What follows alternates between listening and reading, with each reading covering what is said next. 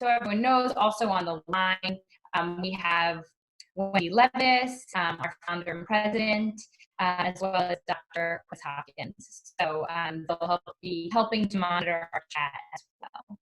I put resources in the chat. Please know if you do feel like you're in an unsafe situation, we will record this. It does take 2 clicks to get out of Zoom, and so if you think that's not the right situation for you at home, I will certainly be in touch. You can reach out to me individually, and I can send you the taped recording. So we have hello from Florida. Awesome. Okay, so we have a nice group of people. There's about 15 of us on here, and people might join at their leisure. I know I'm usually late to everything because I am working from home with 2 kids, and right now I am stashed out in my neighbor's house. So first, thank you everyone. We know that your time is so valuable and it is not easy to get away from your daily life. We have Anna here and we're just so thankful. We met and she is an owner of the Therapy Institute, a licensed social worker, and has done incredible work facilitating family sessions, coordinating case management, developing treatment plans and goals for ongoing therapeutic processes, and let's see what else. Providing crisis interventions and assessment for individuals in the emergency department, acting as a liaison between hospital staff, patient, and family to create treatment plans for individuals.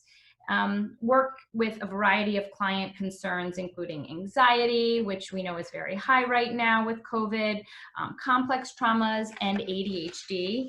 I'll just touch on a couple more things that I know are quite relevant to what we're talking about today. And also acting as a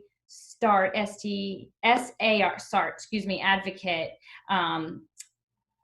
to victims of sexual assault in Monmouth County, and guiding, empowering, and informing sexual assault victims by hotline, hospital visits, or police headquarters accompaniment. So that's huge. I know you were also St. Mary's Children's Hospital palliative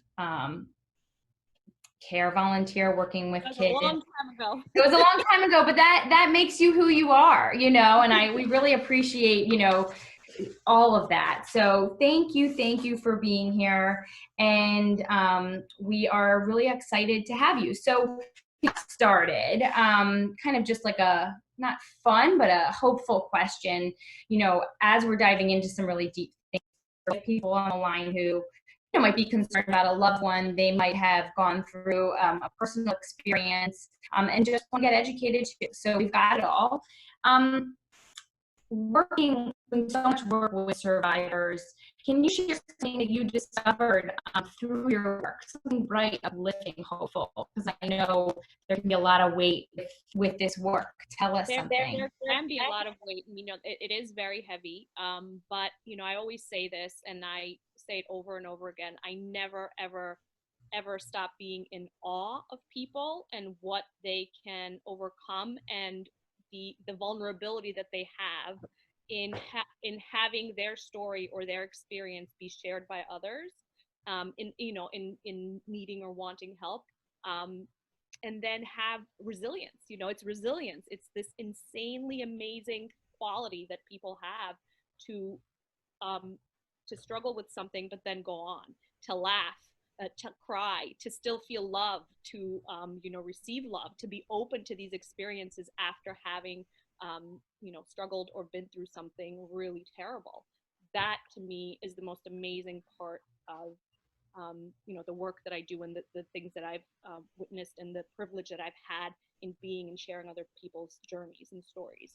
It's their resilience, it's the power to overcome, and it's just laughter, those kinds of things, the things that you don't expect. I laughed so much with the people that I see, and having them teach me about these important things, me becoming a better person because of the amazing people that I've met and the experiences that they allowed me and privileged me enough to share with them. That's wonderful. I think it shows, people are strong, and it's wonderful that they've come to you for support. And I think that's beautiful. So thank you. And now we're going to dive right in. So can you and I discuss this a little bit? Explain what is happening in the brain. We're going to start kind of with the bones of it. Of a trauma survivor, during and after the experience, so people can really understand mechanically what is going on. Absolutely. So, it's really complicated. I'll try to make it as simple as I possibly can because, we know so little about the brain. It's something like 30% so that we actually know of how it works and what it does. We know less than we know. We don't know actually more than we actually know. But I think, what actually happens in the brain is, first of all, during something like this happening to you, during a sexual assault or a trauma incident, a traumatic incident, there's a lot of confusion, obviously, a lot of shock. During the actual incident, I think people react in very many different ways, right? You expect, this is the cultural thing, people expect there to be some kind of fight or a resistance to, or a resistance to it. However, more so than not, you find the other side of it where it's shut down, right? It's actually immobilized, an immobilized affect where you have to shut down and not fight to actually survive. And that's the brain's way of protecting you and helping you get through really unimaginable experiences. And I think people, survivors also find that part shameful as to why didn't I, put up more of a fight, or why didn't I do this, or why didn't I do that? But, and I think it's very important to educate and let people know that that's actually, as, as terrible as that sounds, it's your brain's way of helping you get through something that was really, really painful and terrible. That shutdown. It's actually called tonic immobility. There's a name for it. And then afterwards, there's a lot of different things that happen to the brain after you've been through something so harrowing, right? And I think the most important thing to know is that because so much of what happens with people that you already know, the majority of assaults do happen with people that you already know. The very essence of trauma has more to do with interpersonal environments than the actual trauma itself. So it's not even about the events, but our aloneness with them, who we perceive as being with us before, during, and after the event, is central to integrating this trauma through your emotional and relational brain, because our brains are relational, right? we grow in relationships, and we got broken in relationships, and then we heal again in relationships. So a couple of things that happen in the brain, specifically the brain.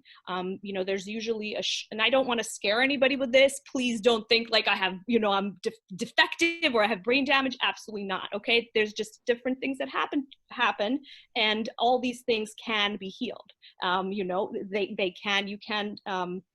There's neuroplasticity in the brain, meaning the brain can come back after these kinds of things. So there's usually shrinkage in the prefrontal cortex, in the corpus callosum, in the hippocampus, which is the logical part of the brain. Okay, so that frontal lobes. Okay, so logic is not as well defined after some of these experiences. In the amygdala and the limbic system, which is more of the reactive part of the brain, is a lot more it is a lot more active. Okay, that's why there's a lot of emotional lability and all those things.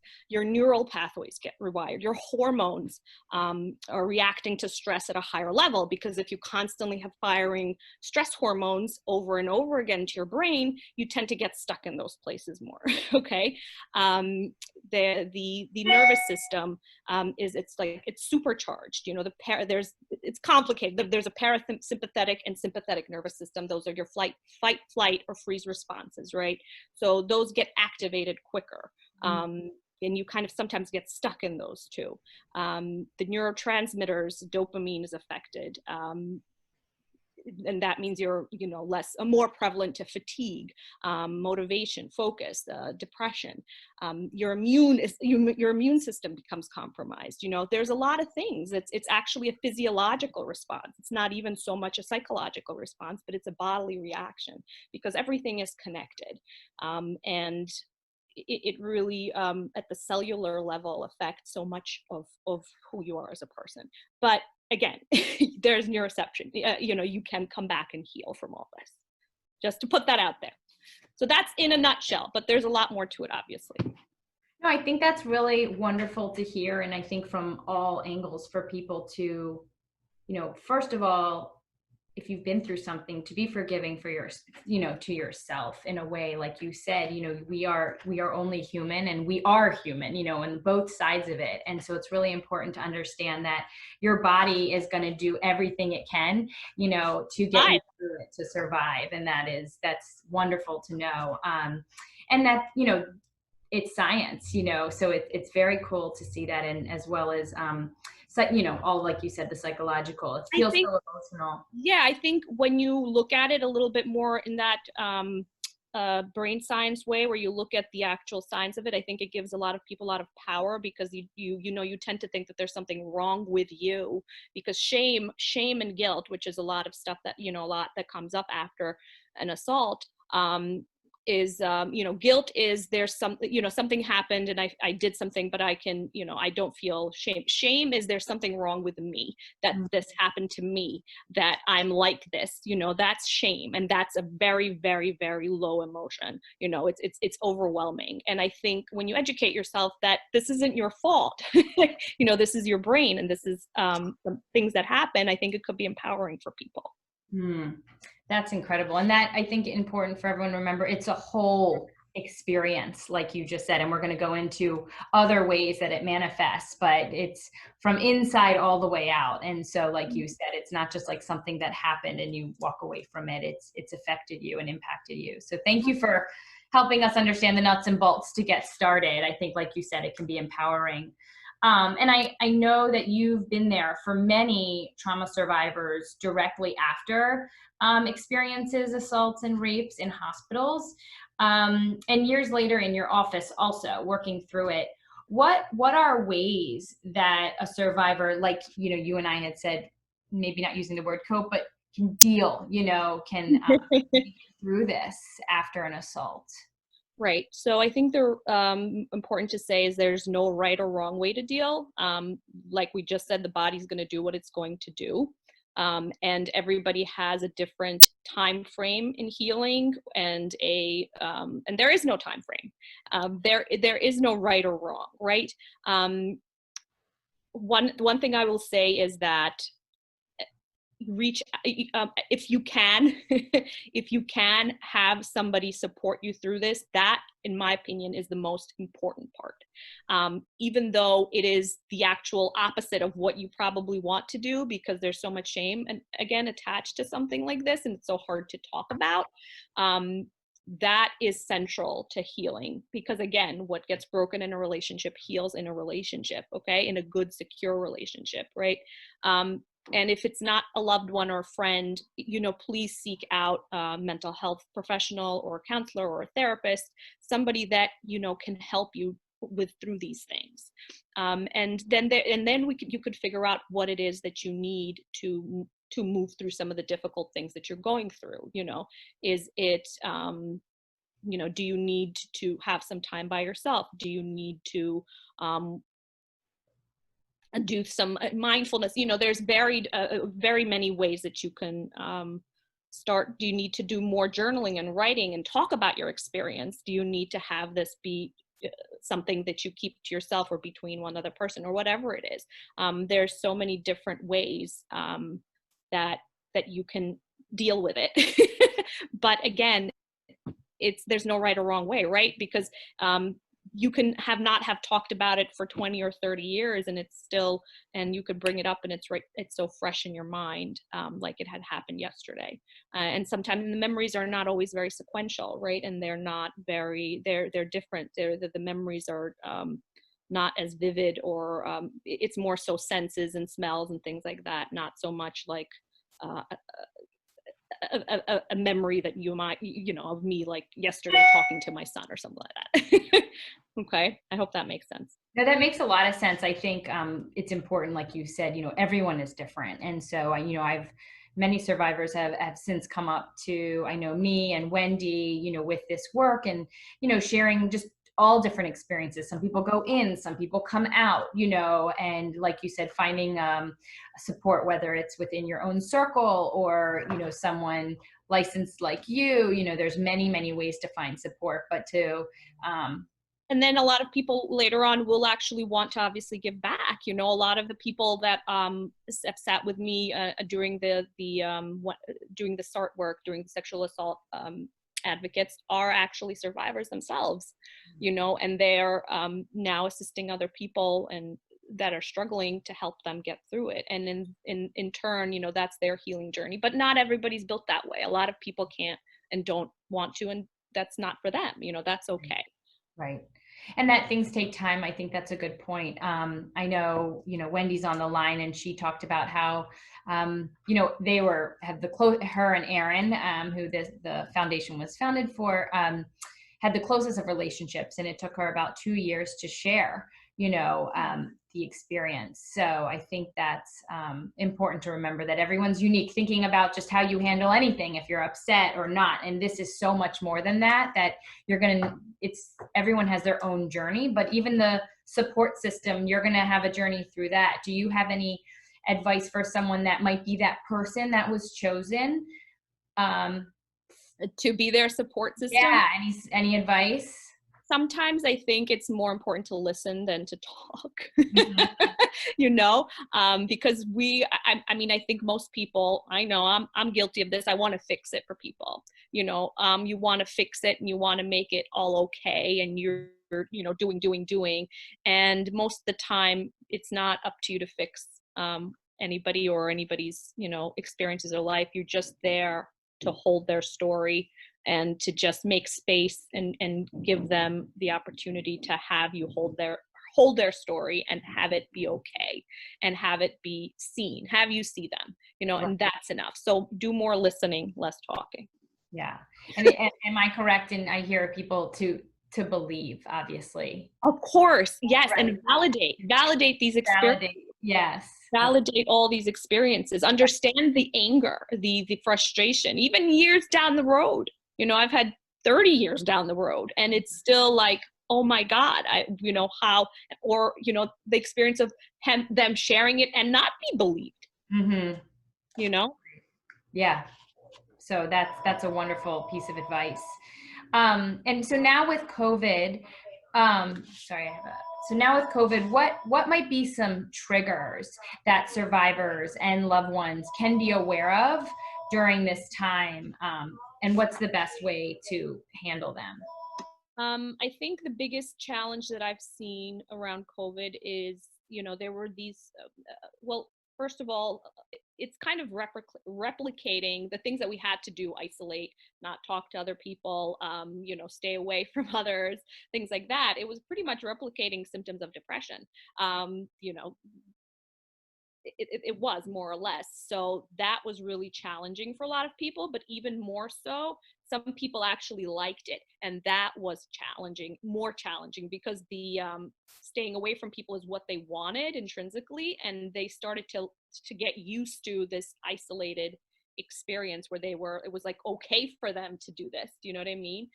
But knowing full well that eventually you're going to probably have to go back out into the world and, go back to work or your life or socialize with people, you eventually have to do that. So that became very scary for a lot of people, that I'm like, okay, like this is comfortable for me now. So I've seen those two spectrums. And I think the biggest thing is a routine is very important, to keep some kind of routine, because if you have nothing to do and nowhere to go, it gets very and you're constantly in your mind and you're having a lot of emotions and things come up around what happened. You're not gonna want to get out of bed. You're not gonna want to put on your clothing and whatever, all those kinds of things. So just even if you get out of bed and put on your clothing for a day, like that's enough, right? Those small things. Or just call one friend one day out of the whole week. Like that's enough. Like these small little things, because that isolation really pulled people back from a lot, even though it also has, you know, obviously connected us because we have this and all these things. But what I've seen is, you know, those two different things. No, that's very helpful. And to, as loved ones, to reach out as well, to be there, you know, be the blanket of support. Be the blanket. And even if the person isn't responding back, just, you know, say, you know, just make sure that you're there. You take your time, do whatever you need to, but I'm always here to, you know, to be there for you when you're ready to talk or when you're ready to whatever it is. And like you said, the simple, you know, get dressed. I mean, a lot of people aren't getting dressed anyway. So I imagine part of that is for you know, an individual going through that. So I think that's good advice as well. That's the small wins. It is. You have to do baby goals. Yeah. No, that's wonderful. I'm going to mention to everybody, if you have a question, you can definitely put it into the chat. So just wanted to put that out there. As we go, we can certainly answer any of your questions. So the next one, I think someone else had asked me to ask this as well, was as a loved one, or even as the individual going, you know, going through this, wrestling with their experience in some ways, and they might not have shared their trauma with anybody, or maybe they have. Let's see, what are some symptoms or actions that occur after a trauma? You know, we talked about what's going on in the brain. Can we talk about what might someone see? And then we'll talk about ways to help those things. Right. So I would, for a loved one, any sudden changes from the norm. You know, if you're noticing somebody's isolating a little bit more in their room, or their mood is different, or, you know, sudden anger, like any real extreme changes from their normal way of being. If they don't want to go to work, they're sleeping more, all these things, I would, you know, say that there's something's brewing here. So something's happening. So if they don't want to converse with you, again, you know, is there somebody that they can talk to? Things like that. But other symptoms, I mean, you know, obviously nightmares, flashbacks, hypervigilance, or hypervigilance being basically being really overwhelmed and in certain situations, right? And sometimes not even knowing why. Like, why am I going into the supermarket, but I feel like I can't breathe, or I feel like the people around me are, it's overwhelming to me. Anxiety, that's part of anxiety, you know, feelings of depression and hopelessness, this just lost sense of purpose, where you can't do the things that you should be doing or used to be doing. You feel like you can't do them. Sometimes you feel like, you know, again, the shame, feel like damaged goods, you know, that's the shame coming up. And then, you know, you have no internal way of even talking about it, or the experience that you've been through. Addiction, you know, numbing the anxiety, the pain, the frustration with addictive behaviors, not just substances, you know, lots of different ways that can happen. Feeling numb, feeling shut off. Process everything on how it feels, right? It's all emotion. Right. Disturbed sleep patterns, insomnia, sleeping too much, sleeping too little. Also poor gut health, okay? Because the gut is your second brain. So, right, it's basic disturbance and upkeep of the body. And then a lot of these symptoms look like ADHD almost, you know, the focus and the concentration, the, you know, sometimes dreaminess and the shut off. Okay, so some of these things could be symptoms or things that look like something maybe has happened. Right. No, that's wonderful. We have a couple of questions. I'm gonna put them in order so then it moves us to the next question. So one that came up, I think, is a great question. So does, like, a child rape or abuse, does those feelings or memories rise while everyone is quarantined in their homes with their abusers, or if someone is currently in that situation? I guess, is that the question? So yes, I believe that that was a big fear of ours when we went into this, thinking about this, and it's actually tricky, because they think, you know, the statistics, it's not being reported as much. That's the problem. So just because something's not being reported doesn't mean that it's not happening. And if you, so technically we believe that it has risen, but it's just not maybe being reported as much because they're home with the they're abusers. home, correct. Where are they supposed to go? You know, Right, how are they supposed to handle this if there's nobody, if there's nowhere to, if the police, all yeah, the resources in some of the places that we have. For example, the sexual assault, the crisis, it was only hotline. There was no more, we couldn't go to the hospitals with the people who were reporting to the hospitals. So, right. yeah. Yeah, and I know that, you know, when the dust settles in some ways from this, there's going to be a lot of care and support that will be needed, and prevention as well, and kind of all the whole gamut of things. We understand. Correct, because if you're at home with people and, you know, families that you know, when it first came out, everybody's like, oh, this is great, we're all gonna spend time together with our families, and I'm like, yes, that's wonderful if you have a really good family and good loved ones and a good marriage and a good, you know, but that's not the case for everybody. You know, if you don't have a safe environment, if you don't have a place in your home where you feel that way, that's actually terrible. Yeah, and I know a lot of kids, you know, school was a safe haven, you know, not just it's meals, it's support, it's safety. And then, you know, they're not being seen all the time right now. And it can A be very, 100%. I actually, you know, again, maintaining HIPAA, somebody that I worked with for quite some time, I asked her, I said, what was your, because she went through such a long period of trauma. And I said, you know, how did you manage to get through it?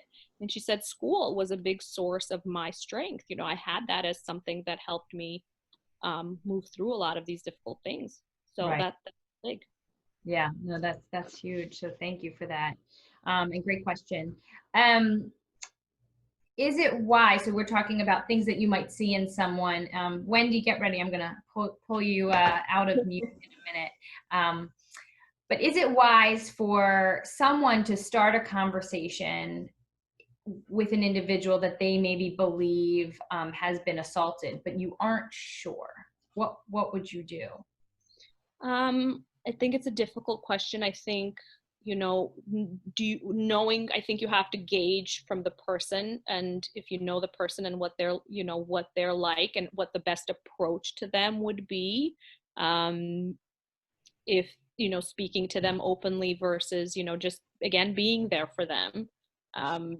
And just talking to them, maybe not directly about what you think has happened, but just being supportive if you see that they're going through something difficult, and have them bring it up themselves, because it's such a, you don't want to kind of bully somebody into telling you something that they're not ready to share.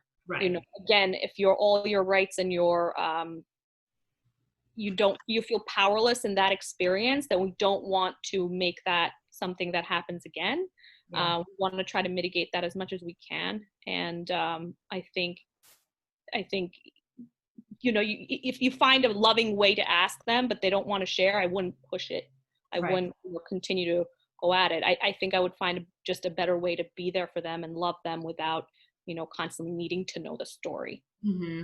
Right. I think that's such wise advice. Like, you know, it's not about you, it's about them, and reminding them that the support is there. And like you said, you can't fix someone, you know, that's their own experience that they're going through, but it's important for them to know that you are always there, and no matter what, and things like that. I think that's really helpful. Wendy, would you unmute yourself and share with us what you went through? Okay, I'm unmuted. Um, you know, just listening to Anna, it's very validating. So much of what she said, I saw in Erin. You know, with behavior changes, she had horrible stomach aches, so we took her to many doctors, couldn't find anything wrong. And she was sleeping a lot. She was moody, and I just thought she was stressed from her first year of college. But it wasn't, you know, I'm like, you need to like go do yoga, go talk to someone. I said, because there's just something not right with you. You just shouldn't be this stressed. And, you know, and then finally she did, you know, a few years later tell me, But and certain subjects were she was very sensitive about, where we may have, watched different things on TV, or we would joke probably inappropriately about life, and all of a sudden her answers were like, "That's not funny," and it's like, okay, I'm sorry. So, and even as a parent, I feel many of those things that Aaron felt, that I have, you know, wanted to stay in, and you do get angry. I mean, I have two things back to back, with her loss and also her telling me about this rape, and I feel it for her. And, and I couldn't make it better. No one can make it better. It just hopefully gets better. Yeah, that's the really hard part, right? Because as a parent, you want to fix it. Yes, you really do. And she said she didn't want to tell me because she didn't want to upset me. She knew I wouldn't be mad at her, but she didn't want me to, for it to crush me. So that was important. And another thing, for people, if someone opens up to them and says that they were raped, one thing Aaron always said was, the first question they asked me, "Were you drunk?" And she was not. She was with a friend that she'd, it's acquaintance rape, and they got together to watch a movie at his house, which they've always done. And and then she was attacked. And the assumption that you're drunk, anytime this happens, is very hurtful. Mm-hmm. And if they want to ever say that happened, and even if you are drunk, it shouldn't happen. But which you come to find as well. But she said that was just very hurtful. So don't ask that question. I'll never ask that question. I have two things. So Anna, I'm going to ask you a question in a minute, but Wendy, you also had shared with me kind of how Aaron kind of came out to you about it. And I think it's interesting for people to be ideas, if you're like, how do you cross that bridge as a survivor to tell someone? But I know Aaron kind of told you in an interesting way, Wendy. So do you want to share that? Was it like the article or something that she sent and you were? Oh no. So what? No, she had told us, but Okay. then she had started support groups on her college campus, and they started a blog, and people could write about their experiences, and it could be anonymous. And she kept sending me the link. So I, finally sat down and read the link of and some people, the stories were just horrific, but I got to a story and I said, this is her. I know this is her, because of other things she had told me. And I was able to pinpoint it, stories she had told me about dating in general, and so when I read it, I said to her, "Oh, this happened at home." And I said, "I think it was whoever." And she's like, "I don't have to tell you that." But I was really, and then finally, and I said to her, "You want to stay in this town. This person is here. So you're going to have to learn how to live here if that's what you want to do.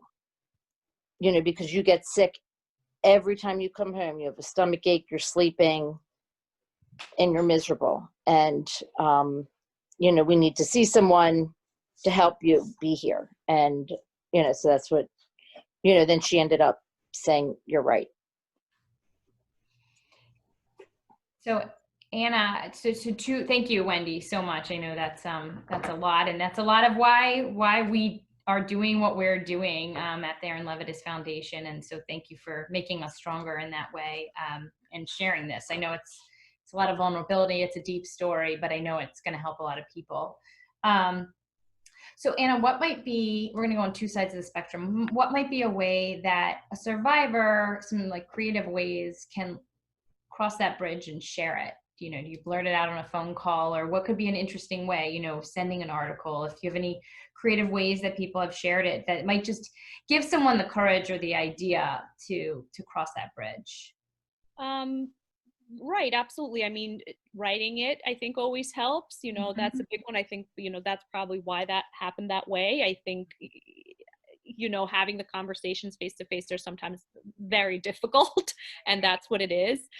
So writing it is huge. You know, art, music, any creative outlet that you have that could maybe, you know, help somebody understand that something happened that you're not, you know, you're still uncomfortable with sharing completely, but there's, you know, you still want them to know that you're struggling with something.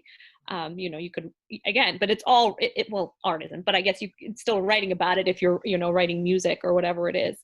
I think those are, you know, more creative ways of doing it, but everybody has their way. Again, it's so personal. Right. So personal.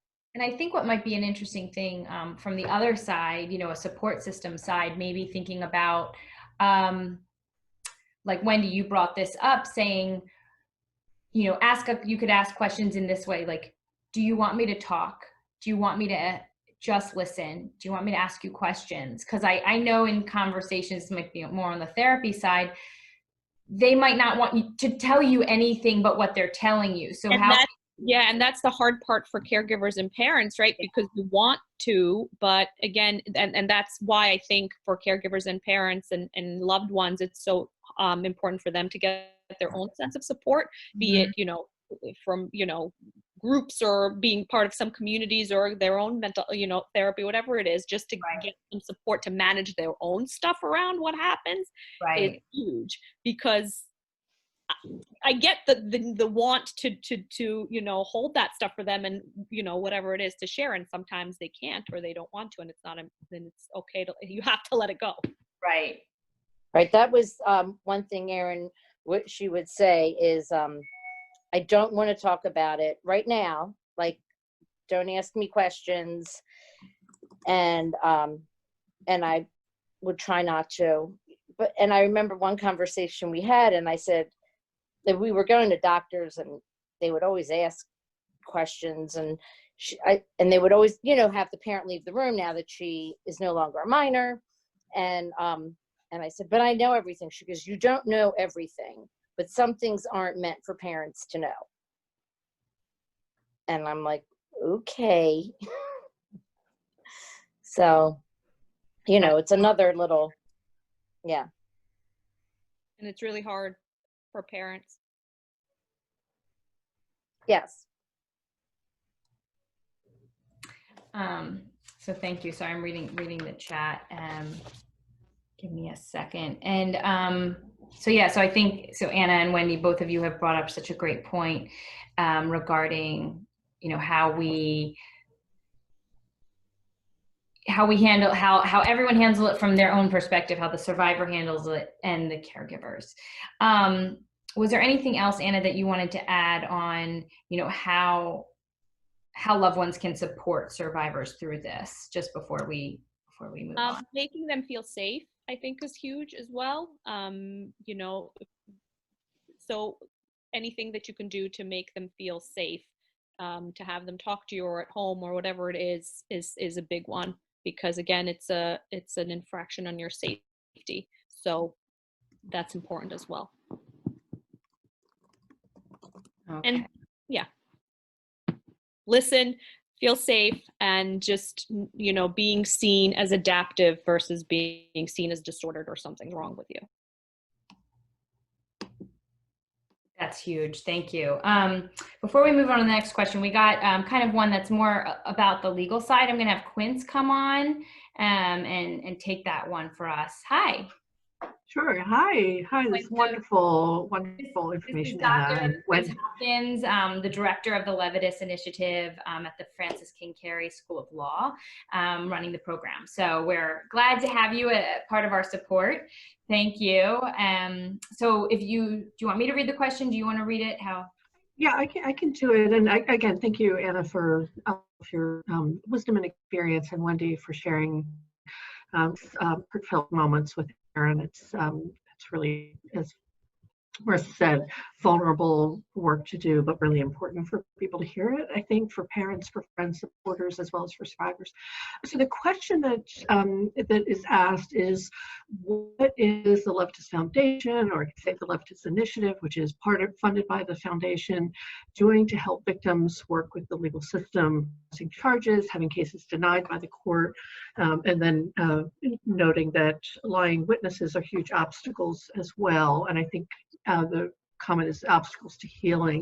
And those are all really important aspects of the process. So I can talk about the Levitas Initiative, and then Marissa, maybe turn it back to you to talk about other work of the foundation, the Levitas Foundation. So with the initiative, we're in the law school, University of Maryland School of Law, and training clinical law students in a combination of things, but on a curriculum. It's a sexual prevention curriculum. So we're working specifically at that critical age with middle school students, where sexual harassment is really sort of kicking into gear, so to speak, before full-on sexual assaults and rapes are happening, which starts to happen more in high school. So we're working more on the prevention side, and then we're developing a response, restorative justice response to the sexual harassment that is at sort of the lower levels of sexual harassment and more minor sexual assaults. I hate to even use the word minor, but sort of less severe forms of sexual assault, to have a restorative justice response, so that there is education that happens, since a lot of middle schoolers don't understand that what they're doing has crossed a line. It's sort of all that boys will be boys language, but girls are engaged in it as well. So we're working more at that level within the school system, rather than working with the criminal justice system. So Marcel, I'll turn it back to you. You want to talk more about Levitas Foundation. Sure, but thank you for the question. So what Quince said is, a lot of what we support as well through the foundation. And, we don't do anything specifically directly with the legal system. We are supportive. I've been reached out by people and they said, what can I do at this point? And we've given them information right now. So, and Quince, with the program that Quince is running, they support restorative practices and restorative justice, which is a wonderful way. And we have information on our site about how that's done, and we can talk about that as well. So right now, what we aren't directly involved with the legal system in our work. We're here, we're doing prevention work, and right now, survivor support, but not on the legal side at this point in time. So if you have an additional question, ask it to us. We can also talk with you on the side if there was another question behind that. But I think you make a good point, the person who asked that question, and we're here to talk through it. With anyone who comes up, we have many resources,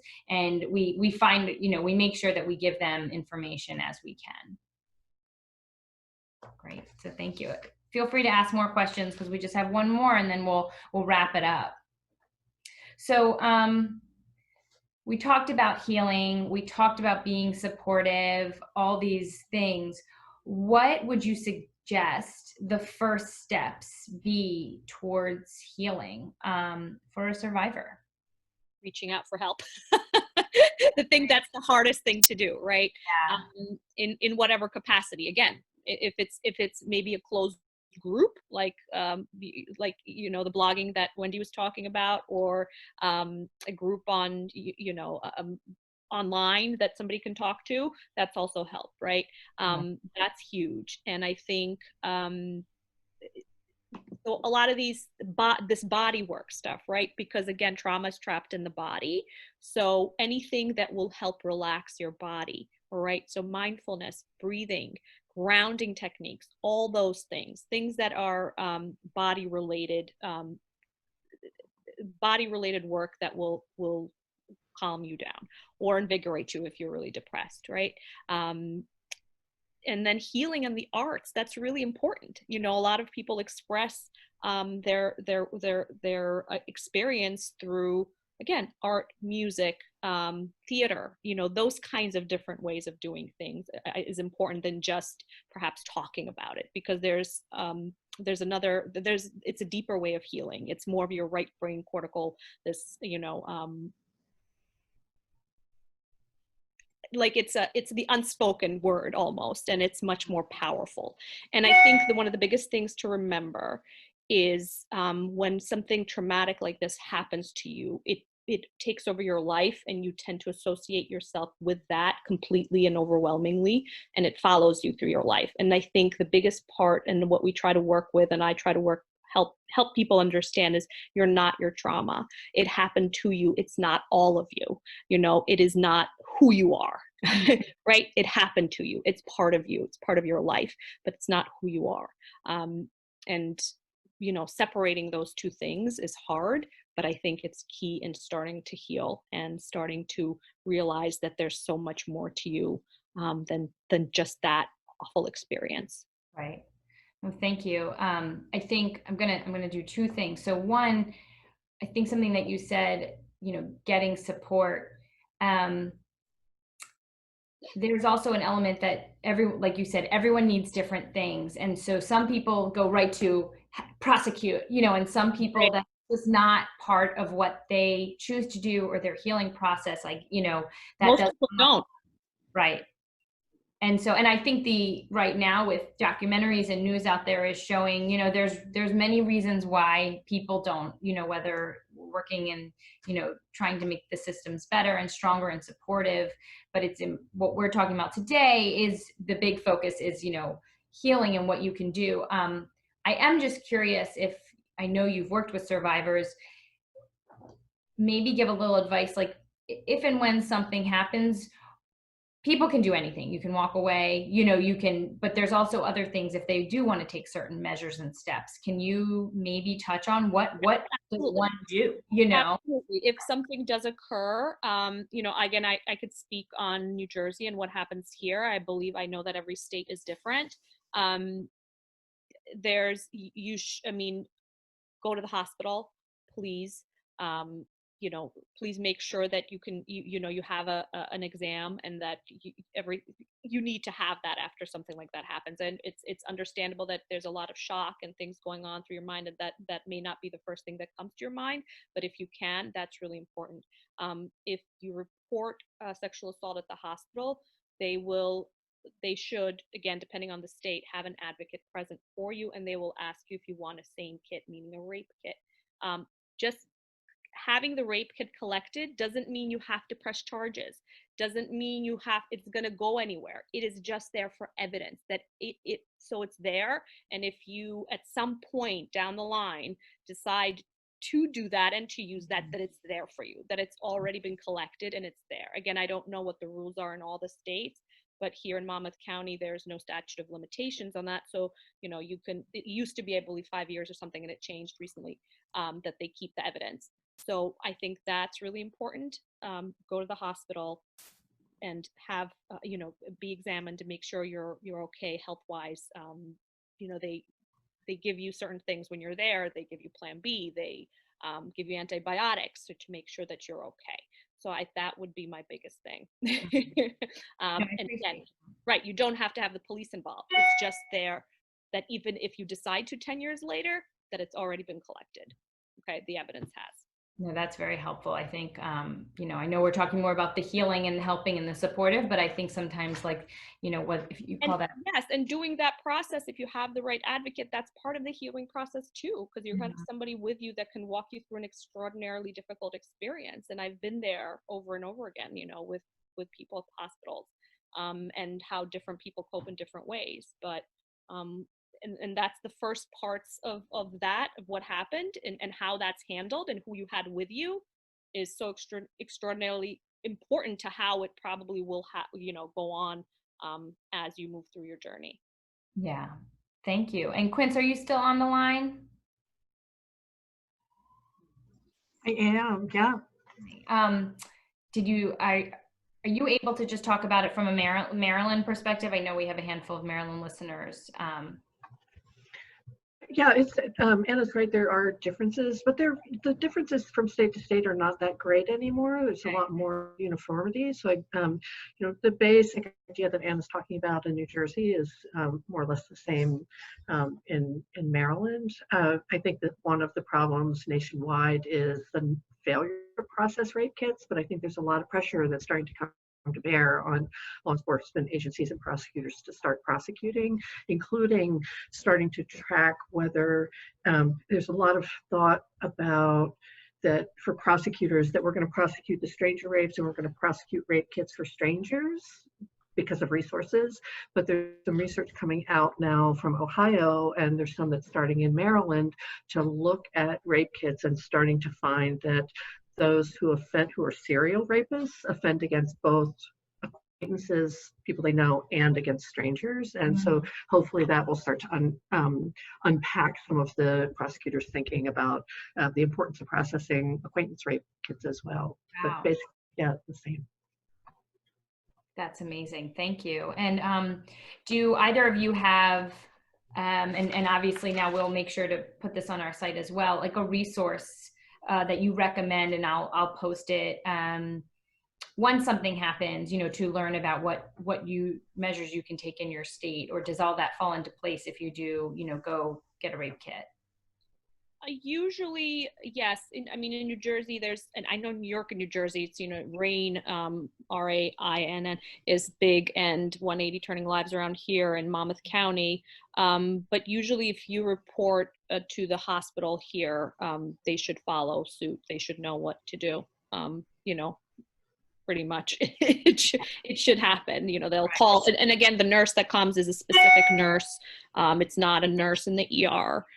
It's a forensic nurse examiner who's specifically trained to handle these kinds of things. So it's very streamlined. Yeah, and we also have SART nurses as well, and just some amazing people doing that work. Lots of good training and lots of good support. So in addition to RAINN,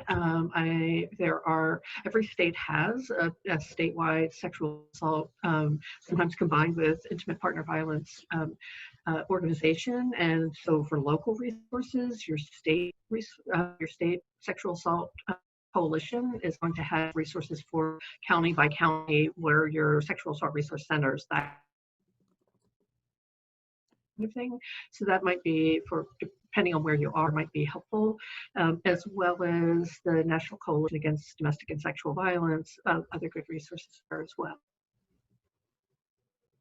Wonderful. Thank you for that. And yeah, Anna? Can I say one thing? Yes. I think it just came to my mind. I think it's also important to note that we talk a lot about, I guess, when we talk about sexual assault for some strange reason, it always goes to females. And I think we need to talk about that it happens both ways, and for males as well. And it's, for them, it's even more so shameful and difficult to talk about these things. So the first case that I, 8 years ago when I started doing this, my first advocate case call, and I was like, when am I going to get a call? And I finally got one, and my first call was a male, a survivor. So I think though we sometimes tend to lose that population, and it's really important to note that it's not just females, so it could be young males as well. So that's a great point, Anna.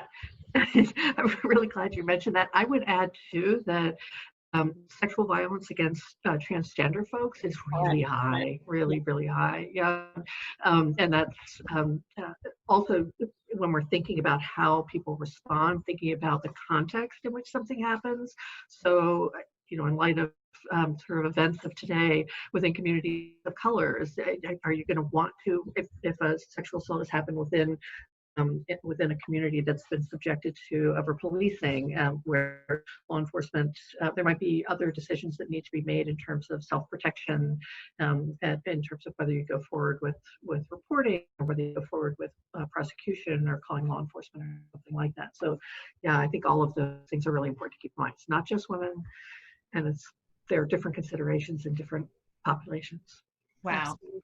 Thank you guys so much. I think take us through it. I think you really have and Wendy included, Quince and Anna, of course, like really empowered a lot of people. I think these are things people put away inside and hold deep, you know, but then they don't get, you know, when do we all have time to focus on that thing, and it's ourselves, and we push it aside and move on. And so I just thank you for giving people support and knowledge, and, you know, and then courage, you know, to be able to do this, and knowing, for people to know that you are not alone, and we do see you.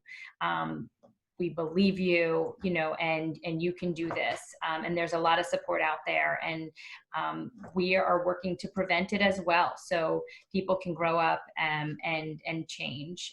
So keep that in mind. I think, you know, you, Anna, have really opened our eyes up to, you know, like I said, nuts and bolts, like what is going on in your brain, and, you know, to get rid of the guilt and the shame, I think is a very strong, empowering thing for people to know. So thank you for starting us there, and then taking it through, you know, ways that we act, and then ways that we can find help, as well as ways other people can be helpful. You know, people like to fix things, you know, mommies like to fix people, daddies like to fix their children, and you know, I'm sure. And we've all been there, and in different ways. And I think that's just really wonderful advice. And, you know, the Erin Levitas Foundation is here, and we will continue, you know, being there for everybody and working towards prevention, and, you know, helping survivors heal and become stronger as a whole community, because now we are all advocates. We know more together. So thank you so much. If anybody has any later questions, you can always email me. I'll pop it into the chat. There's been resources here. They are also on our website. The wonderful Anna, you know, we can't thank you enough. If you want to get in touch in any way, you can, again, always email me. I'm going to pop my email into here directly. And I think that's it. But if anyone has any other questions, Anna and I will stay on for, you know, another minute, and you can pop it in. But thank you all. You know, we will be Thank strong you together. Thank you. so much.